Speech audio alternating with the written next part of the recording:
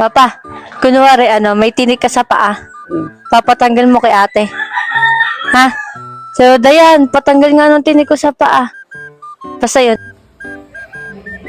Daya, patanggal nga tinik.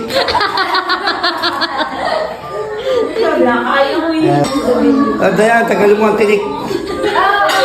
Ano ginagawa ito yun? Ano? Tuyo ka. Tuyo ka. O, butot pa. Daya, tagal mo ang tinik.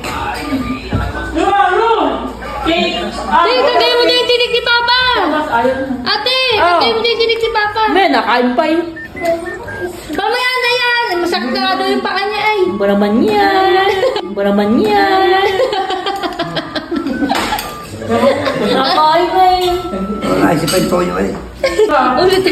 Tagdal mo yung tinik ni Papa. May tinik? Oo. Eh, may kalyo pa naman yung paa niya. Mahirap-hirap tanggalin. Ay, bilisan mo na. Galit na ay. Balik tawag mo. Yan, tinik.